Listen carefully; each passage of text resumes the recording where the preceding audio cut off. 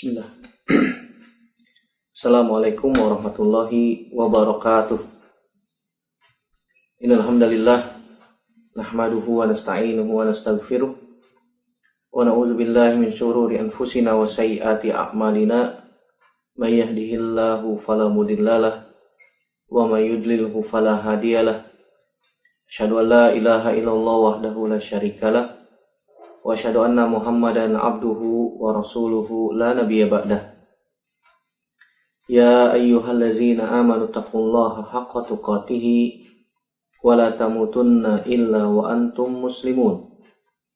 Ya ayyuhan nasu taqu rabbakumul ladzi khalaqakum min nafsin wahidah wa khalaqa minha zawjaha wa batha minhuma rijalan katsiran wa nisaa'a wattaqullaha allazi tasaaluna bihi wal arham innallaha kana 'alaikum raqiba.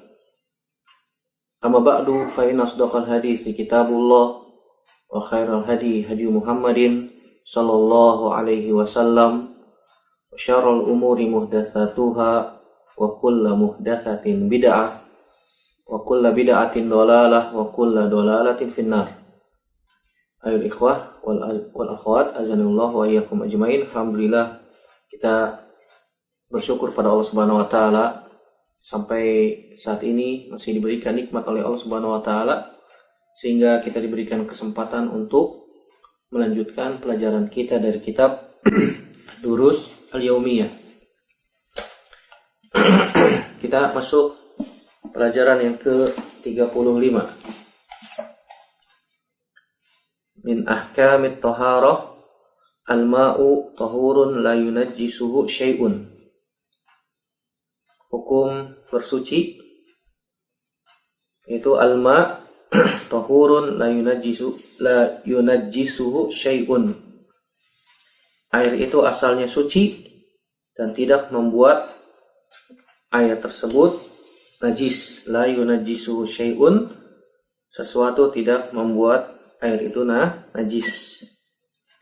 Toharoh secara bahasa disebutkan oleh para ulama, di antaranya Syekh Shalih Fauzan dalam Syarah Umdatul Ahkam, beliau mengatakan at-taharatu fil lughah an-nazahah wan nadhafah min al-aqdari al-hissiyah wal ma'nawiyah. Taharah secara bahasa artinya bersuci atau membersihkan dari kotoran yang hissi, yang sifatnya hissi, yang sifatnya dapat nampak terlihat oleh panca indera, atau secara maknawi, Ini taharah secara bahasa, itu artinya bersuci, an-nazahah, membersihkan dari aqdar, dari kotoran yang sifatnya hissi ataupun maknawi. Adapun secara istilah, taharah maknanya adalah raf'ul hadath wa zawalul khabath.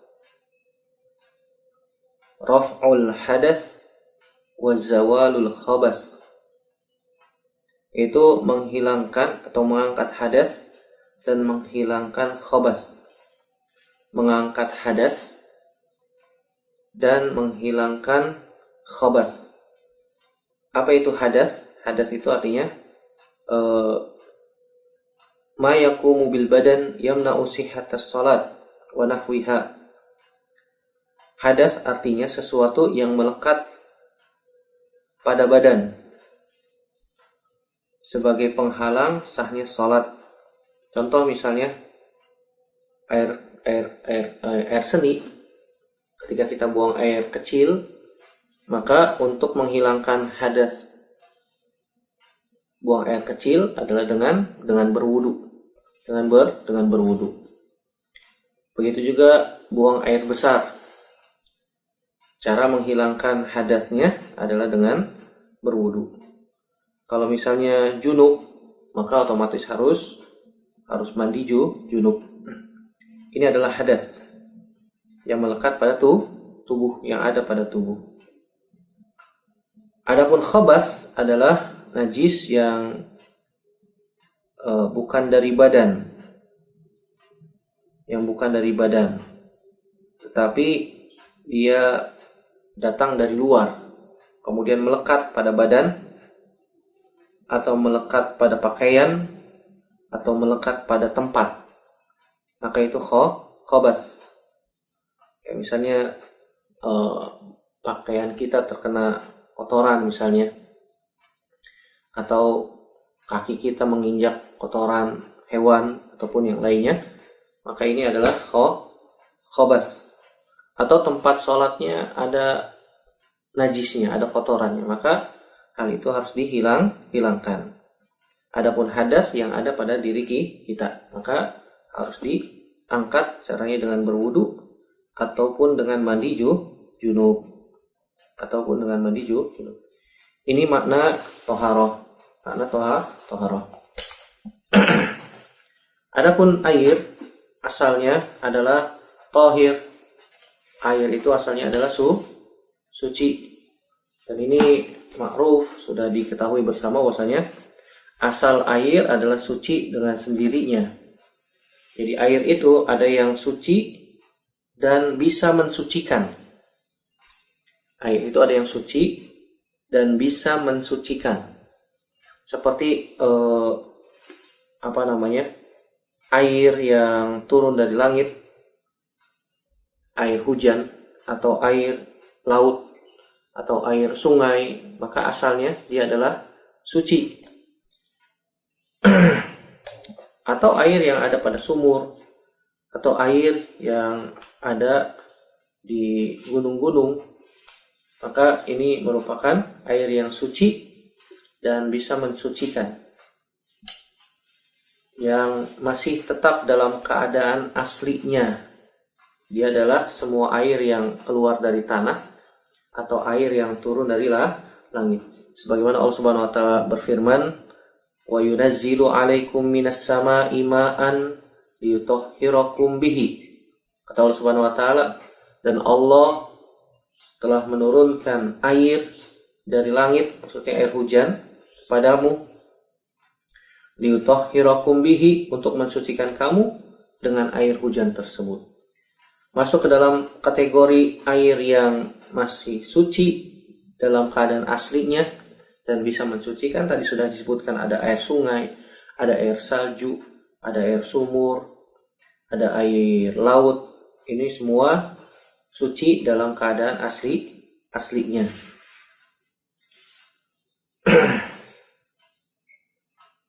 Walaupun telah berubah karena lama tergenang atau karena bercampur dengan sesuatu yang suci dan tidak mungkin dipisahkan darinya, maka tetap dia dapat digunakan untuk bersuci. Begitu juga air laut, sebagaimana nanti kita akan bacakan hadisnya. Bahwasanya air laut adalah air yang suci dan bisa mensucikan, dan bangkainya adalah halal. Sebagaimana kata Nabi SAW, ketika ditanya tentang air laut, Nabi SAW mengatakan, huwa tahur ma'uhu al-hillu maitatuhu. Kata Nabi SAW tentang air laut itu suci airnya dan halal bangkainya. Air suci ini adalah air yang air yang pada zat air itu sendiri sudah suci dan bisa mensucikan najis, bisa menghilangkan atau mengangkat najis. Jika air suci ini dicampur oleh sesuatu yang suci, lalu salah satu dari sifatnya berubah, maka air itu tetap dalam keadaan suci selama ia masih berwujud air. Saya ulang, jika air suci ini dicampuri oleh sesuatu yang suci, lalu salah satu dari sifatnya berubah, maka air itu tetap dalam keadaan suci selama ia masih berwujud cair. Contoh sebagaimana dijelaskan oleh hadis Ummu Hani. Hadis Ummu Hani disebutkan, anna Rasulullah SAW iktasala huwa wa Maimunatu min ina'in wahidin fi qas'atin fiha atharul ajin. Bahwasanya Nabi SAW pernah mandi bersama Maimunah istrinya dalam satu wadah bejana tempat air yang di dalamnya ada bekas adonan tepung. Yang di dalamnya ada bekas adonan tepung. Maka Nabi SAW pun mandi dan bersuci, mandi junub dari air yang bercampur dengan adonan tepung tersebut. Adapun jika air tersebut bercampur dengan sesuatu yang suci, kemudian mengeluarkan air suci tersebut dari wujud aslinya, maka tidak boleh bersuci dengannya. Ini yang disebut dengan ma'un tahur, air yang suci, tetapi dia tidak bisa mensucikan. Dia tidak bisa mensucikan atau menghilangkan najis. Seperti contohnya air teh atau air kopi, atau air yang sudah bercampur dengan zat suci yang lain dan sudah berubah menghilangkan wujud asli air tersebut. Misalnya air kopi, air teh, atau air sirup atau yang lainnya. Maka ini suci airnya, tetapi tidak bisa digunakan untuk bersuci. Begitu juga seperti air perasan, air mawar. Maka hal itu sudah tidak disebut atau tidak dinamakan air secara hakiki. Walaupun dia masih suci, tetapi tidak bisa mensucikan yang lain. Ini yang berkaitan tentang air. Yang ketiga ada air najis. Yang ketiga ada air najis. Air najis adalah air yang telah bercampur dengan sesuatu yang najis, sehingga berubah salah satu sifatnya. Bisa warnanya, atau rasanya, atau baunya. Rasanya sudah berubah, warnanya sudah berubah, atau aromanya sudah berubah. Maka ketika itu air tersebut adalah air yang najis, air yang najis. Beberapa masalah yang berhubungan dengan hukum air. Yang pertama, air yang berjatuhan dari anggota wudu. Air yang berjatuhan dari anggota wudu, maka tetap dalam keadaan suci dan masih dapat digunakan untuk bersuci selama baunya, warnanya, dan rasanya tidak berubah karena bercampur dengan sesuatu yang najis. Saya ulang, air yang berjatuhan dari anggota wudu, kita berwudu, kemudian airnya ada yang menetes dari sisa anggota wudu kita, kemudian kita kita tempatkan sebuah wadah untuk menampung air sisa wudu. Maka air yang berjatuhan dari anggota wudu tetap dalam keadaan suci dan masih dapat digunakan untuk bersuci selama tidak berubah baunya, tidak berubah warnanya, dan tidak berubah rasanya karena bercampur dengan sesuatu yang najis misalnya. Sebagaimana para sahabat dahulu berlomba-lomba untuk mendapatkan air yang berjatuhan dari anggota tubuh Nabi ketika Nabi SAW berwudu. Sebagaimana diriwayatkan Imam Bukhari dan Imam Muslim dengan lafaz yang sama, bahwasanya anna Nabiyya sallallahu alaihi wasallam kana yagtasilu huwa wal mar'atu min nisaihi min ina'in wahidin. Bahwasanya Nabi sallallahu alaihi wasallam dan salah satu istrinya mandi dari satu wadah air. Ini diriwayatkan Imam Bukhari dan Imam Muslim. Dan istrinya menampung air sisa bekas mandi Nabi sallallahu alaihi wasallam. Ini yang pertama. Jadi air yang suci jika bekas air wudu, bekas yang digunakan untuk berwudu, air yang berjatuhan dari anggota wudu tetap dalam keadaan suci dan masih digunakan untuk bersuci selama tidak hilang, tidak berubah tiga hal yang tadi, baunya, warnanya ataupun rasanya. Yang kedua, kesucian air tidak hilang dengan sebab keraguan. Karena pada dasarnya air itu apa? Suci. Ketika seseorang meragukan kesuciannya, maka ia harus meyakininya. Karena Nabi SAW mengatakan da' ma yaribuka ila ma la yaribuka. Tinggalkan yang meragukan dan ambil yang yakin. Di dalam kaidah juga disebutkan bahwasanya al yakin la yazulu bisyak. Bahwasanya keyakinan tidak bisa dihilangkan karena keraguan. Ketika seseorang meragukan kesuciannya, maka ia harus meyakini. Jika ia tidak meyakini kesuciannya, tidak pula kenajisannya, maka ia boleh berwudu berdasarkan kesepakatan para ulama. Jadi masalah yang kedua ini, kesucian air tidak hilang dengan sebab keraguan. Oh, ragu-ragu ini air suci apa najis ya? Maka asalnya air itu adalah suci. Maka kita harus yakin, buang keraguan. Da' ma yaribuka. Tinggalkan yang meragukan, ambil yang yakin. Al-yakin la yazul bisyak. Keyakinan tidak bisa dihilangkan karena keraguan. Jika ia meyakini kesuciannya, jika ia tidak meyakini kesucian air tersebut dan tidak pula meyakini kenajisannya, maka ia boleh berwudu dari air tersebut berdasarkan kesepakatan para ulama. Wallahu ta'ala a'lam bishawab. Kemudian kita akan membahas juga najis-najis yang disebutkan dalam dalil, baik dalil itu sifatnya hadis Nabi Shallallahu Alaihi Wasallam ataupun yang lainnya. Yang pertama dan yang kedua adalah kotoran manusia dan air kencingnya. Najis yang pertama dan yang kedua, kotoran manusia dan air kencingnya. Berdasarkan sabda Nabi SAW, "Idza wati'a ahadukum bina'lihil adza fa inna turaba lahu tahurun."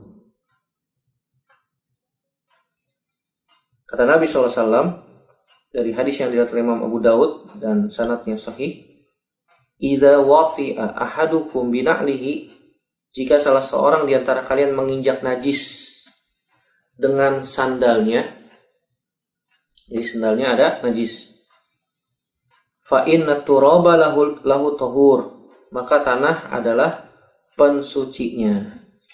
Jadi kalau misalnya sandal kita ada najisnya, maka digesek di tanah, maka itu sudah mensucikan najis yang ada di sandal kita. Sedangkan najis air kencing manusia berdasarkan hadis Anas bin Malik radhiyallahu ta'ala anhu, sebagaimana kisah seorang Arab Badui yang datang ke masjid kemudian buang air kecil di masjid. Fabala fi tarafil masjid, maka dia buang air kecil di pojokan masjid. Lalu fazajaron nas, kemudian manusia dan para sahabat ketika itu berdiri dan marah. Ini ada orang Arab Badui, orang Arab kampung, orang Arab gunung masuk ke masjid Nabi, tiba-tiba buang air kecil di pojokan masjid. Kemudian para sahabat pun bangun dalam keadaan marah. Kemudian Nabi SAW mengatakan, da'uhu wala tuzrimuhu, biarkan sampai selesai buang air kecilnya. Jangan kalian hentikan, jangan kalian tarik. Karena para sahabat ada yang mau menarik bajunya, ada yang ingin memukulnya dan seterusnya. Kemudian Anas bin Malik mengatakan, setelah Arab Badui itu selesai buang air kecil, setelah orang Arab Badui itu selesai buang air kecil, falamma qada baulahu amaron nabiyyu sallallahu alaihi wasallam bi dzanubin min ma'in fa uhriqa alaihi, muttafaqun alaihi. Kata Anas bin Malik, setelah orang Arab Badui itu selesai buang air kecilnya, Nabi SAW memerintahkan untuk diambilkan air seember bidzanubin. Kemudian air kencing yang ada di dalam masjid tersebut disiram. Nabi SAW memerintahkan untuk disiram. Ini menunjukkan bahwasanya air kencing manusia adalah najis. Dan Nabi SAW memerintahkan untuk bersuci dengan berwudu dari air kencing dan kotoran manusia setelah buang air besar. Kemudian yang ketiga dan keempat, mazi dan wadi. Mazi adalah air yang encer, lengket, yang keluar ketika adanya syahwat. Ketika adanya syahwat, maka air mazi itu biasanya keluar. Air mazi itu keluar. Dan keluarnya tidak memancar. Dan tidak diakhiri dengan rasa lemas. Bahkan terkadang seseorang tidak merasakan keluarnya air mazi. Jadi mazi adalah air encer yang lengket yang keluar ketika adanya dorongan syahwat. Dan biasanya dia tidak memancar dan keluar. Terkadang kita tidak merasakan keluarnya air mazi. Air ini terjadi pada kaum pria dan wanita, tetapi lebih seringnya pada kaum wanita.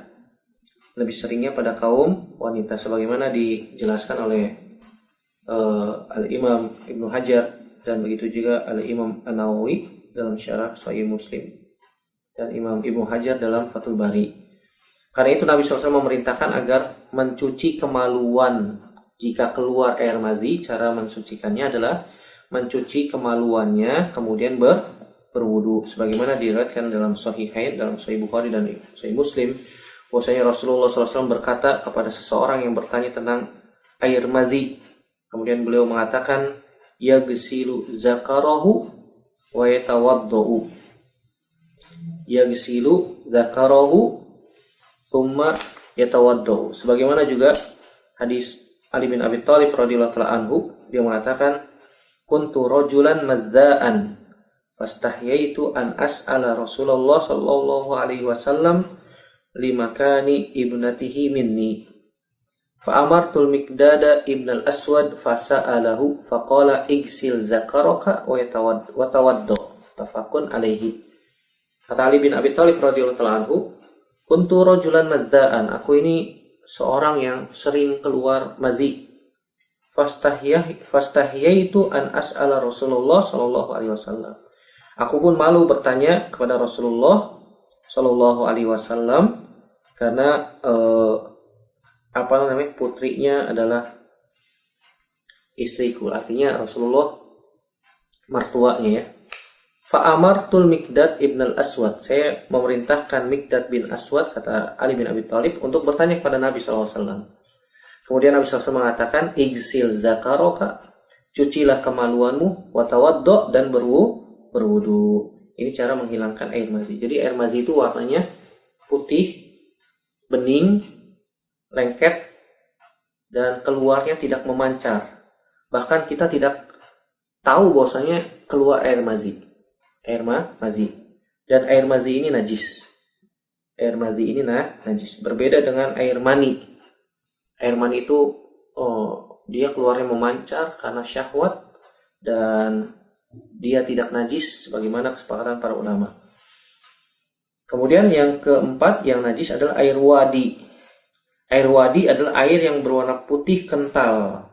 Biasanya setelah keluar air kencing. Air tersebut najis berdasarkan ijma para ulama. Ini yang ketiga dan keempat. Yang kelima adalah darah haid. Darah haid ini adalah najis. Sebagaimana diriwayatkan dalam Sahihain dari Asma binti Abi Bakar, dia berkata, ada seorang wanita datang kepada Nabi SAW lalu berkata, ya Rasulullah, wahai Rasulullah, pakaian salah seorang dari kami terkena darah haid. Apa yang harus kami perbuat? Pakaian dari salah satu dari kami terkena darah haid. Apa yang harus kami lakukan? Nabi SAW mengatakan, tahuttuhu thumma taqrusuhu bil ma'i thumma tandahuhu thumma tusalli fihi. Tahuttuhu, dia harus dikerik. Kalau kering, kalau darah haidnya sudah kering maka harus dikerik. Kalau masih basah ya harus dicuci. Thumma taqrusuhu, kemudian digosok dengan air bil ma'. Thumma tandahuhu, kemudian disiram dengan air. Thumma tusalli fihi, kemudian ia boleh melakukan sholat dengannya. Tentu saja ini harus dihilangkan terlebih dahulu, yaitu dengan dicuci. Kalau sudah kering maka harus dikerik, kemudian dia harus digosok dengan air, kemudian dibilas dengan air. Setelah itu dijemur, setelah itu baru boleh dipakai untuk sholat kembali. Perintah mencuci pakaian merupakan dalil bukti bahwasanya darah haid adalah najis, dan ini pendapat yang disepakati oleh para ulama. Demikian pula kalau misalnya darah secara umum yang keluar dari badan atau dari hewan yang boleh dimakan dagingnya. Lebih dari satu para ulama menukil bahwasanya darah adalah najis berdasarkan ijma kesepakatan para ulama. Jika ijma telah tetap, maka kita tidak perlu lagi mempertimbangkan pendapat ulama yang lain. Bahwasanya ada yang mengatakan darah itu suci. Ketika ijma maka sudah ditetapkan bahwasanya darah adalah najis. Walaupun pada dasarnya darah adalah suci. Jika ijma tersebut tidak tetap, maka kita berpendapat bahwasanya darah tersebut pada dasarnya adalah suci. Suci. Wallahu ta'ala a'lam bishawab. Kemudian najis yang keenam adalah kotoran hewan. Kotoran hewan raus yang dagingnya haram untuk dimakan. Kotoran hewan yang dagingnya haram untuk dimakan. Seperti contohnya kotoran keledai. Berdasarkan riwayat dari sahabat Abdullah bin Mas'ud radhiyallahu taala anhu, dia berkata, arada Nabi sallallahu alaihi wasallam an yatabarraza. Nabi sallallahu alaihi wasallam ingin hendak buang air besar. Faqala, lalu beliau berkata, i'tini bisalasati ahjar, bawakan untukku 3 batu. Fawajadtu, kata Abdullah bin Mas'ud, hajaraini wa rawsata himarin. Kemudian saya pun mengambil 2 batu dan 1 kotoran keledai. Fa amsakal hajaraini wa taraha ar-rawsata faqala hiya rijsun. Kemudian beliau mengambil 2 batu dan melemparkan kotoran tersebut, itu kotoran keledai tersebut, lalu beliau mengatakan ini najis. Najis. Rijsun maknanya najis. Hadis ini menunjukkan bahwasanya kotoran hewan yang dagingnya tidak boleh dimakan adalah najis, sebagaimana kotoran keledai. Walaupun keledai itu ada 2 jenis, ada keledai yang dipelihara yang sudah jinak, maka ini yang tidak boleh dimakan, hukumnya haram. Adapun keledai yang liar, maka para ulama menyebutkan bahwasanya dagingnya boleh dimakan. Kalau keledainya liar, tapi kalau sudah jinak maka tidak boleh dimakan. Wallahu a'lam bishawab. Adapun hewan yang dagingnya boleh dimakan, jika kebanyakan makanannya bukan sesuatu yang najis, maka air kencingnya, kotorannya, air liurnya, susunya, dan yang lainnya pada dasarnya suci. Sebagaimana misalnya sapi, kambing, makanannya rumput, maka asalnya kotorannya, air kencingnya, air liurnya, susunya, dan seterusnya adalah suci. Wallahu a'lam bishawab. Ini sebagian hal-hal yang najis yang kita sebutkan, ada 6. Begitu juga yang ke-7 ada air liur anjing, kemudian ada babi, ada bangkai, ada su'ru. Su'ru itu artinya sisa air yang diminum binatang buas dan binatang lainnya yang dagingnya tidak boleh dimakan. Ini semuanya adalah najis, maka hendaknya kita menghindari dari hal-hal yang najis tersebut. Adapun air liur anjing, sebagaimana disebutkan oleh Nabi SAW, tuhuru ina'i ahadikum idza walagha fihil qalbu an yaghsilahu sab'a marratin ulahunna bit-turab. Cara mensucikan bejana jika dijilat anjing adalah dengan mencucinya sebanyak 7 kali. Yang pertama adalah dengan tanah. Ini menunjukkan bahwasanya air liur anjing adalah najis.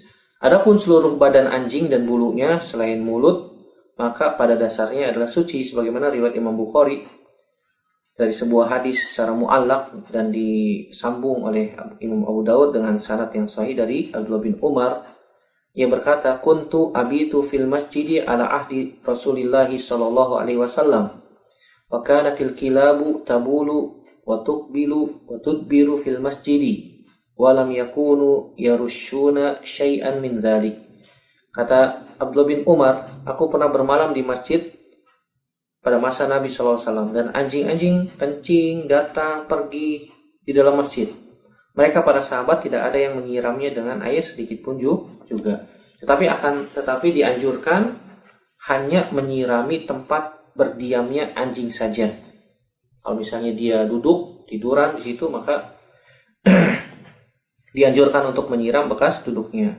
Sebagaimana hadis Maimunah radhiyallahu taala anha mengatakan, kana fi baiti jarhu kalbin, di rumahku ada seekor anjing kecil. Fa akhrajahu Nabi sallallahu alaihi wasallam tsumma nadaha makanahu bil ma'i ba'dahu. Lalu Nabi mengeluarkan anjing kecil itu, kemudian Nabi menyiram tempatnya dengan air. Di sini dikeluarkan oleh Imam Nasai dengan sanad yang sahih. Allahu taala alam bisawab. Ini yang bisa kita sebutkan dalam masalah bersuci dan sesuatu yang najis. Semoga Allah Subhanahu wa taala memberikan kita taufik, ilmu yang bermanfaat dan dapat mengamalkan ilmu yang kita dapatkan. Aku qouli hadza astaghfirullah li wa lakum. Subhanakallahumma wa bihamdika asyhadu an la ilaha illa anta astaghfiruka wa atubu ilaik. Wassalamu alaikum warahmatullahi wabarakatuh.